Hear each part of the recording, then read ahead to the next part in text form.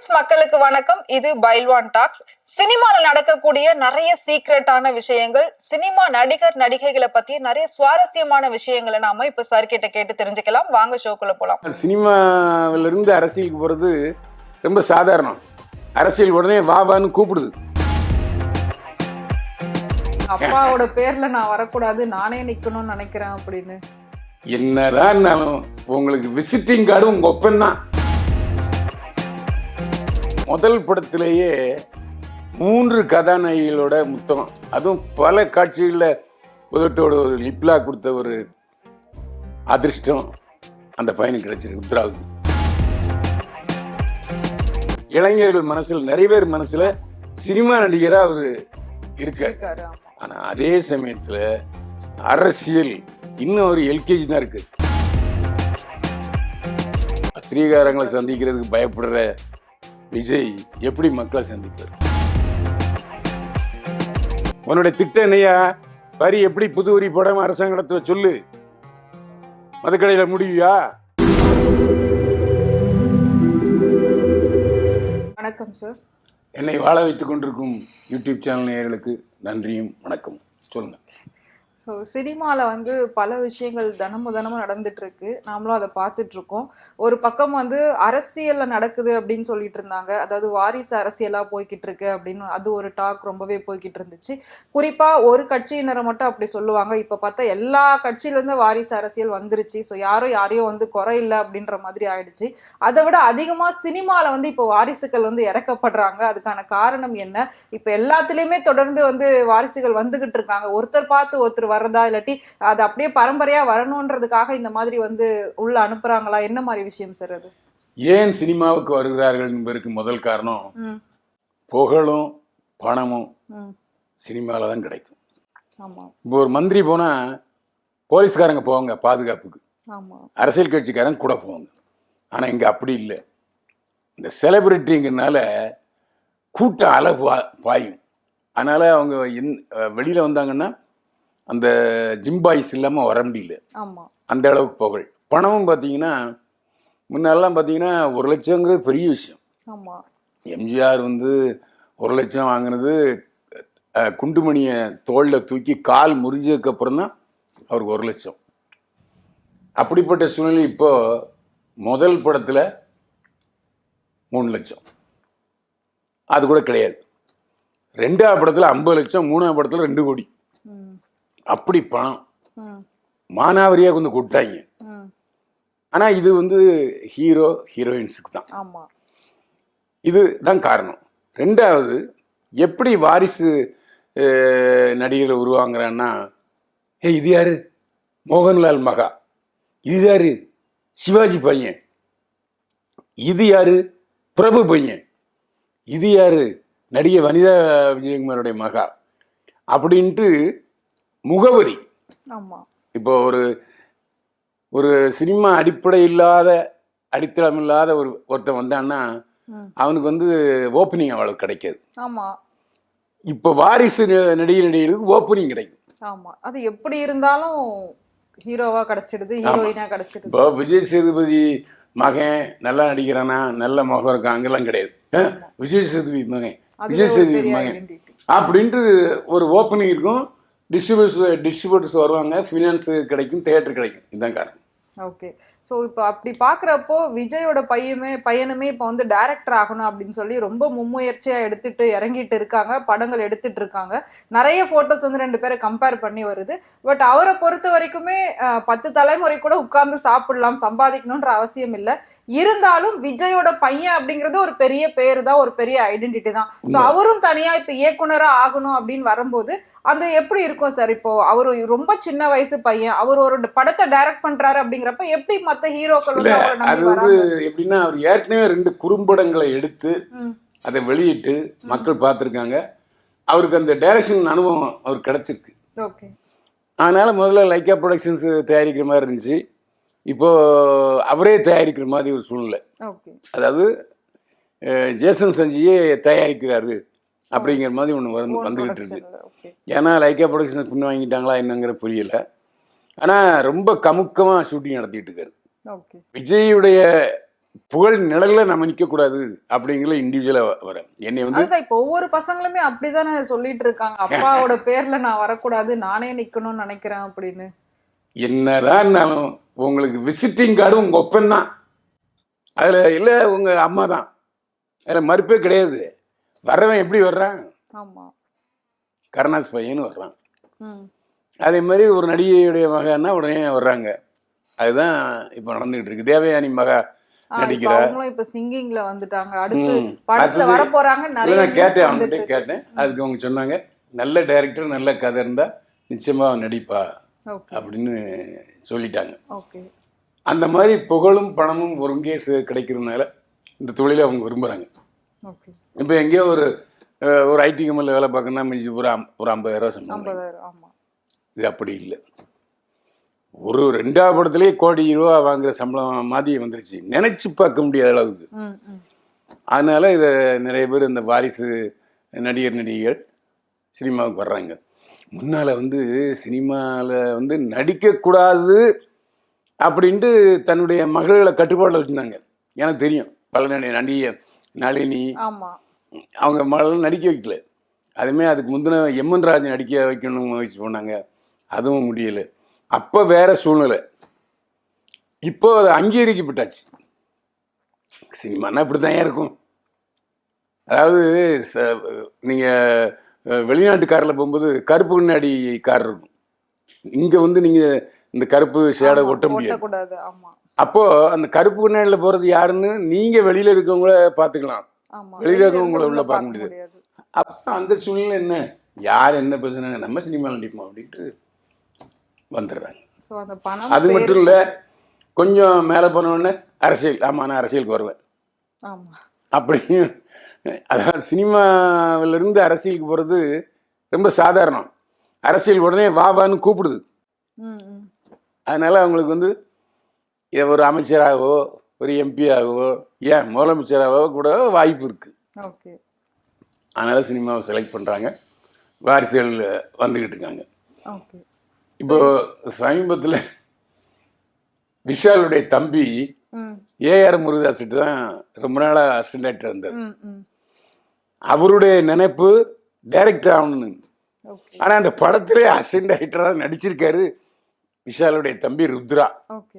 ஆனால் விஷாலை பார்க்கும்போது ருத்ரா ரொம்ப அழகாக இருக்கார், ஒரு சாக்லேட் பாய் மாதிரி இருக்கார். ஸோ இனிமேல் விஷ்ணு விஷாலை ஈஸியாக ருத்ரா ஓவர்டேக் பண்ணிடுறார். அது மட்டும் இல்லை, முதல் படத்திலேயே 3 கதாநாயகிகளோட முத்தம், அதுவும் பல காட்சிகளில் உதட்டோட ஒரு லிப்லா கொடுத்த ஒரு அதிர்ஷ்டம் அந்த பையனுக்கு கிடைச்சிருக்கு ருத்ராவுக்கு. இளமை ததுங்கும் காதல் கதை அப்படின்னா கோவிந்தன் பேபி தான். முன்னெல்லாம் ஒருத்தன் லவ் பண்ணான், தோல்வி அடைஞ்சானே உடனே தேவதாசம் மாறிடும், தண்ணி அடிச்சு உட்காந்து பாடப்பராக்கணும். அடுத்த கட்டம், ஓஹோ நீ என்னை கல்யாணம் பண்ணிக்கிறேன்னு சொல்லிவிட்டு பிரேக்கம் விட்டு வேற ஒருத்தர் லவ் பண்ணுறியா, சதக் கொலை பண்ணிடுறாங்க, குத்துறது. இன்னொரு படத்தில் எங்க இருந்தாலும் வாழ்க, இப்படி எடுத்தாங்க. இப்போ ரொம்ப உச்சக்கட்டத்துக்கு போய் உன்னைய நான் பிரேக்கப் பண்ணுவேன், வேற ஒருத்தனோட டேட்டிங் போவேன், மறுபடியும் அவன்கிட்ட சண்டை போட்டுட்டு உன்னையே கல்யாணம் பண்ணிப்பேன், இப்படியாப்பட்ட விஷயங்கள் நிறைய வருது. அதே மாதிரி இப்போ நம்ம ஒரு காரணம் என்ன நினைக்கிறீங்க சார்? அப்போ இருக்கிற காதல் இப்போ இருக்கிற காதல் வேற மாதிரி போயிட்டு இருக்கு அப்படின்றதுக்கு கலியுகம், களி முத்துடுச்சு சொல்றாங்கல்ல, அதான் காரணம். என்ன காரணம்னா, இப்போல்லாம் பள்ளிக்கூடத்துக்கு இல்லை காலேஜுக்கு பொண்ணுகளை அனுப்புறதுக்கு ரொம்ப பயப்படுறாங்க. ஏன்னா பள்ளிக்கூடத்து பாடத்தை படிக்கிறாங்களோ இல்லையோ, கல்லூரி பாடங்களை படிக்கிறாங்களே, காதல் பாடம் படிச்சிடறாங்க. அவன் 3 வருஷம் ஒரு பட்ட படிப்பு இருக்கு, இல்லை ஒரு 5 வருஷம் இன்ஜினியரிங் படிப்புன்னா 4வது வருஷம் கல்யாணம் காதலிக்கிறாங்க. இன்ஜினியரிங் காலேஜுக்கு அனுப்புறது படிக்கிறதுக்கா லவ் பண்ணுறதுக்கா, இந்த மாதிரி ஒரு சூழ்நிலை வருது. இப்போது அந்த படத்தில் பார்த்தீங்கன்னா பள்ளிக்கூடத்தில் படிக்கிறான், அவள் 9வது படிக்கிறா, இந்த போய் 7வது படிக்கிறான். இவன் 2 பேரும் ஒரே அப்பார்ட்மெண்ட்டில் இருக்காங்க, மொட்டை மாடி கூப்பிட்றா, லிப் கிஸ் அடிக்கிறா, நீ என்னை பேர் சொல்லி கூப்பிடு அப்படிங்கிறா. 4 நாள் கழிச்சு அவன் மனம் மாறிடுது, டாய் இனிமே நீ அக்கான்னு கூப்பிடணும், பேர் சொல்லிலாம் கூப்பிடக்கூடாது. மனம் அவ்வளோ சீக்கிரம் மாறிடுது. இப்போ மனம் ஒரு குரங்கு அப்படிங்கிற அளவுக்கு காதல் மரத்துக்கு மரம் தாவங்கள குரங்கு, அந்த மாதிரி படம் பார்க்குறாங்க, அதை ஏற்றுக்கிறாங்க. இப்போ உள்ள பசங்களும், டேய் மோன நீ கோவப்பட்ட பிரேக்கப், நான் தண்ணி அடிப்பேன், நீ தண்ணி அடிக்கலாம் விட்டுரு, பிடிக்கலையா பிரேக்கப். இப்படி சின்ன சின்ன அற்ப காரணங்களுக்காக பிரேக்கப்புங்கிறது சாதாரணமாயிருது. அதே மாதிரி அடுத்தவனும் அவளை சீக்கிரமா பிக்கப் பண்ணிக்கிறாங்க. இவனும் அடுத்த கமலஹாசன் சொன்ன மாதிரி, டேய் காதல் தோல்வி அடைஞ்சுன்னா இந்த பஸ்ஸு போனால் இன்னொரு பஸ் வரும், அந்த பஸ்ஸு ஏறிடுது அப்படிங்கிற மாதிரி இப்போ வந்துருச்சு. அந்த படத்தில் ஓஹோய்ந்தன் பேபி, இந்த படத்தை வந்து இளமை ததும்பும் காதல் படம் அப்படின்னு சொல்லலாம். ஏன்னா ஓஹோய்ந்தன் பேபி அவ்வளோ சுவாரஸ்யமான பாட்டு. அதாவது ஜெமினியேசனும் வைஜெயந்திமெல்லாம் குதிரை போடுவாங்க. அது ஒரு டைப்பான காதல். ஏன்னா அந்த படத்தில் புருஷன் விட்டு ஓடி போயிடுவான், தேடி வர்ற காதலும் அதில் இருக்கும். இது ரொம்ப சுவாரஸ்யமான படம். வாரிசு படத்தில் அது ஒரு முக்கியமான படம். ஓகே. ஸோ வாரிசுகள் பற்றி நம்ம வந்து பேசியிருந்தோம், விஜய் பற்றியுமே பேசியிருந்தோம். ஒரே ஒரு வார்த்தையில இப்போ விஜய் வந்து அரசியல்வாதியாக மாறிட்டாரு. ஸோ உங்களோட பார்வையில் நீங்கள் வந்து அவரை எப்படி பார்க்குறீங்க? அவர் நடிகராக இருந்திருக்கலாம், அதுவே நல்லது அப்படின்னு நினைக்கிறீங்களா, இல்லாட்டி அரசியலில் போனதும் நல்லதுன்னு நினைக்கிறீங்களா? ஒரு விஷயம் புரிஞ்சுங்க, எம்ஜிஆர் சிஎம் ஆனார், தொடங்கின 6 மாதத்துலேயே திண்டுக்கல் எம்பி தேர்தலில் ஜெயிச்சார். ஏன்? அவர் சாதாரணமாக ஒன்றும் நடிப்புல இருந்து உடனே குதிச்சிடல. திமுக பொருளாளராக இருந்தார், திமுக எம்எல்ஏவாக இருந்தார், இசையமைப்பு திட்ட துணைத் தலைவர் இருந்தார். தமிழ்நாடு முழுக்க நடிகராகவே அவர் வலம் வந்தார். எனக்கு தெரிஞ்ச அவர் ஒரு படம் கொஞ்சம் பின்தங்கின்னு வச்சுங்க, உடனே ஒரு டூர் அடிப்பார், ரசிகருடைய பல்ஸை பார்ப்பார். அதே மாதிரி அவர் காலத்தில் டிவி இல்லை, எதுவுமே இல்லை. அதாவது தகவல் தொடர்பு சாதனங்கள் இல்லை, முக்கியமா யூடியூப் இல்லை. அவர் காலத்துல கிசு கிசு வந்துச்சு, அது வேற விஷயம், அது அவரை பாதிக்கல. அப்போ வந்து அவர் அனுபவத்தோட அவர் வந்தாரு. திமுகங்கிற ஒரு அடித்தளம் அவர் கிடைச்சது, அண்ணா திமுக ஆரம்பிச்சார், ஜெயிச்சார். அப்பவும் அவர் வந்து எப்படி 67ல் அண்ணா திமுக கூட்டணி அமைச்சதோ அதே மாதிரி அவர் கூட்டணியில தான் அவருடைய கதை ஓடிச்சு.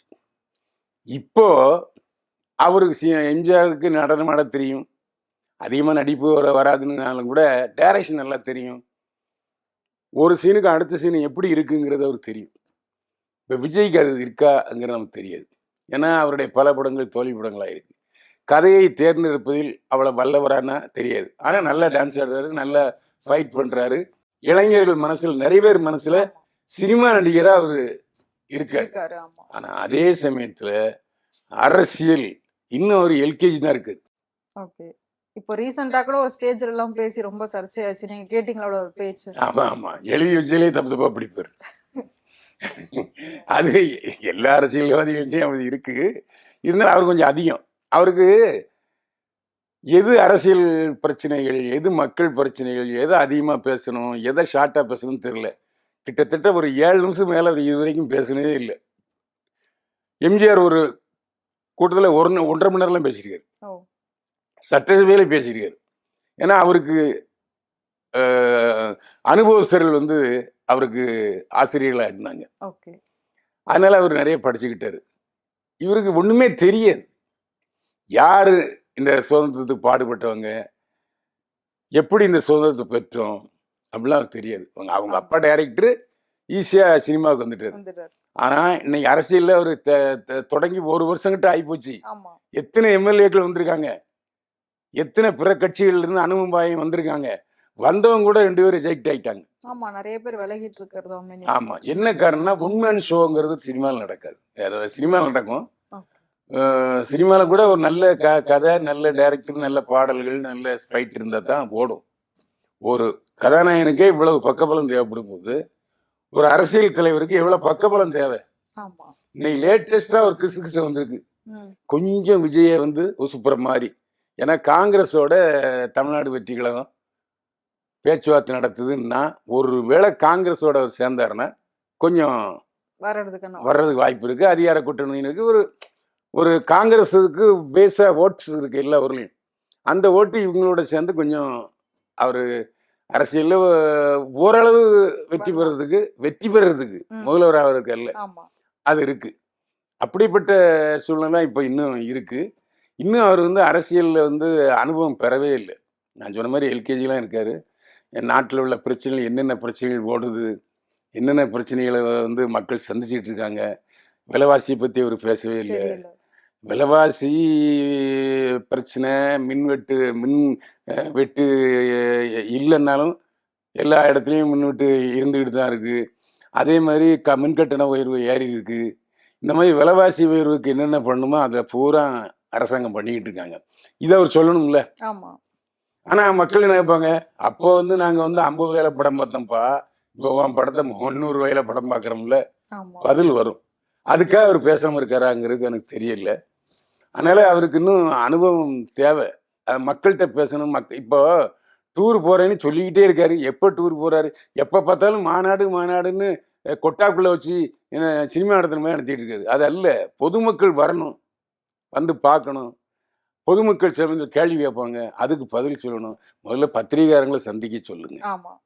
பத்திரிகையாளர்களை சந்திக்கிறதுக்கு பயப்படுற விஜய் எப்படி மக்களை சந்திப்பார்? ஆமா. ஏன்னா பத்திரிகைக்காரங்களாவது சரி விஜய்கிட்ட இந்த கேள்வியெல்லாம் கேட்கலாமான்னு ஃபில்டர் பண்ணி கேட்பாங்க. ஆமா. ஜனங்க காட்டுதனமா கேட்பான். உன்னுடைய திட்டம் என்னையா? வரி எப்படி புது வரி போடாம அரசாங்கம் நடத்துவ சொல்லு. மதுக்கடையில முடிவியா? இப்படிலாம் கேள்வி கேட்பான். இதுக்கெல்லாம் நீங்க பதில் சொல்லணும். அதெல்லாம் வந்து அனுபவங்கள்ல இருக்காங்களா? ஒரு 10-15 ரிட்டையர்டு ஐஏஎஸ் ஆஃபீஸர் உன்னுடைய கட்சியில் இருக்கணும். எம்ஜிஆரை பொறுத்த வரைக்கும் ஹைகோர்ட் ஜட்ஜெல்லாம் உள்ள இருந்தார். ஒரு நீதிபதியவே அவர் அமைச்சராக்குனார். அந்த மாதிரிலாம் இருந்துச்சு. அதனால இப்போதைக்கு இன்னும் அவர் வந்து முதிர்ச்சி இல்லாம தான் இருக்காருங்கிறதான் என்னுடைய கருத்து. கண்டிப்பா. சோ நடிகரா எப்படியோ ஓரளவுக்கு ஜெயிச்சிட்டாரு. என்ன காரணம்னா அவருக்கு ஜீன்ஸ் இருக்கு. அவங்க அம்மா பின்னணி பாடகி, அவங்க மாமா வந்து பாடகர், அவங்க அப்பா பெரிய நடிகர் டைரக்டர். அதுல உள்ள கொஞ்சம் அவருக்கு இருந்துச்சு. அவர் திறமை உள்ள நடிகர், அதுல எந்த சந்தேகம் இல்லை. திறமையுள்ள அரசியல்வாதியானா அதுக்கு என்னால பல்ஸ் இல்ல. ஓகே. சோ அரசியல்ல எப்படி நிக்க போறாரு அப்படின்றத பார்க்கலாம். ஆமா ஐயா, நான் இன்னும் அவரை ஜட்ஜ் பண்ண முடியல. இவ்வளவு நேரம் வந்து எங்க கூட டைம் ஸ்பெண்ட் பண்ணதுக்கு தேங்க்யூ சோ மச் சார். மீண்டும் சந்திப்போம். வாழ்க வளமுடன்.